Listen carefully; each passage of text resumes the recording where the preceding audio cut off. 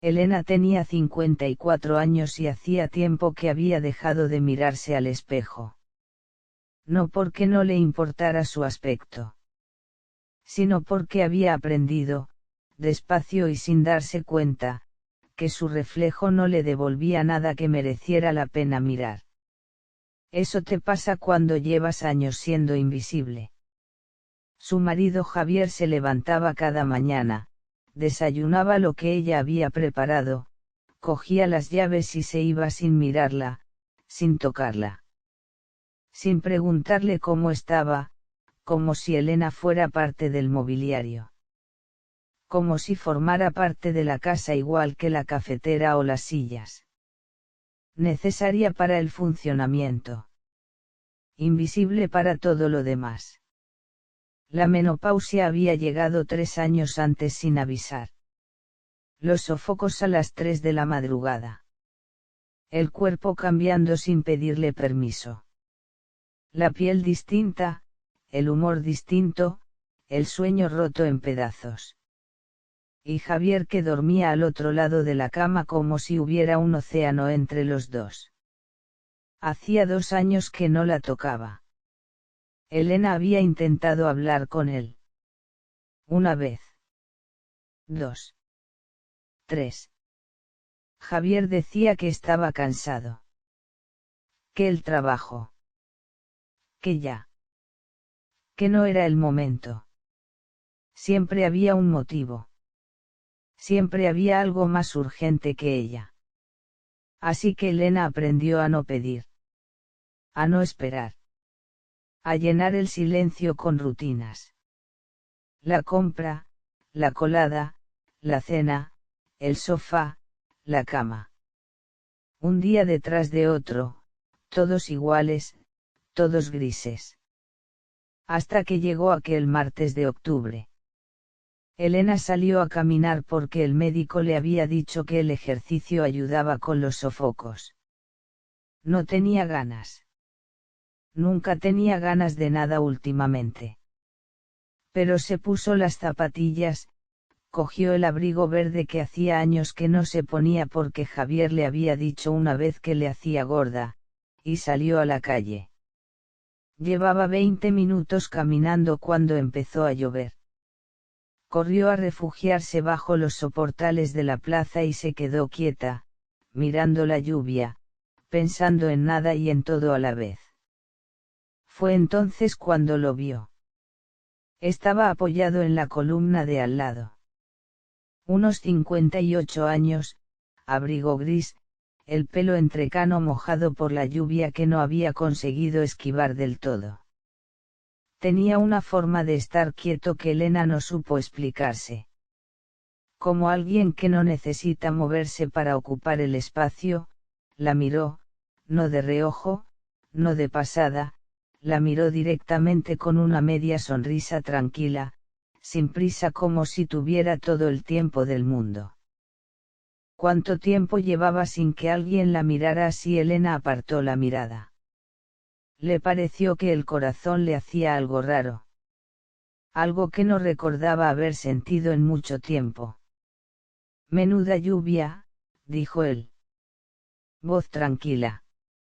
Sin urgencia. Elena asintió sin mirarlo. Bonito abrigo, añadió. Elena bajó la vista al abrigo verde. El abrigo que hacía años que no se ponía. Y sin saber muy bien por qué, respondió, hacía tiempo que no me lo ponía. Él sonrió.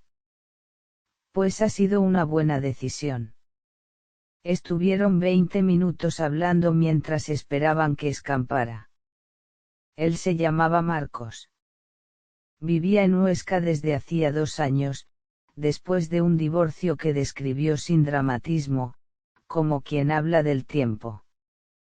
Tenía una librería pequeña cerca de la catedral. Le gustaba caminar por el Parque Miguel Servet los martes porque decía que los martes la gente iba menos al parque y uno podía pensar mejor.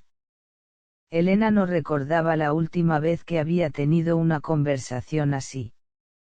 Sin obligación. Sin reproches. Sin silencios incómodos. Solo dos personas bajo la lluvia, hablando. Cuando escampó, Marcos la miró un momento antes de irse. Me alegra que lloviera, dijo. Y se fue. Elena volvió a casa con el abrigo verde mojado y algo dentro que no sabía nombrar. Esa noche, mientras Javier veía la televisión sin hablarle, Elena pensó en Marcos. No con culpa.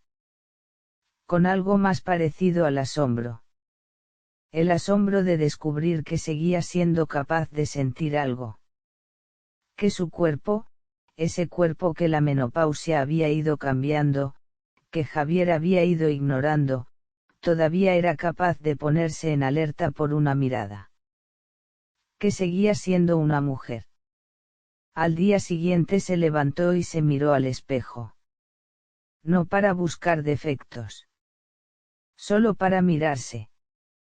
3 días después entró en la librería cerca de la catedral. No tenía ningún libro en mente. Marcos estaba detrás del mostrador. La vio entrar y sonrió de la misma manera que había sonreído bajo los soportales. Como si hubiera esperado que llegara sin estar seguro de que fuera a hacerlo. Sabía que ibas a venir, dijo. Elena dejó de fingir que había ido a buscar un libro. Yo también lo sabía, respondió. Tomaron café entre estanterías llenas de libros. Hablaron durante 2 horas. De la pasión turca, que resultó que Marcos había leído 3 veces. De Huesca en invierno. De lo que uno hace cuando la vida que tiene ya no le cabe en el cuerpo. Elena no pensó en Javier. Por primera vez en mucho tiempo, no pensó en nada que no fuera estar exactamente donde estaba. Cuando Marcos rozó su mano al pasarle un libro, Elena no la retiró. Se quedaron así un momento. Sin decir nada. Sin necesitar decir nada. Esta historia no tiene un final de película. Elena no dejó a Javier esa semana. No se fue a vivir a la librería. No tomó ninguna decisión grande ni dramática. Pero algo cambió. Empezó a ponerse el abrigo verde los martes.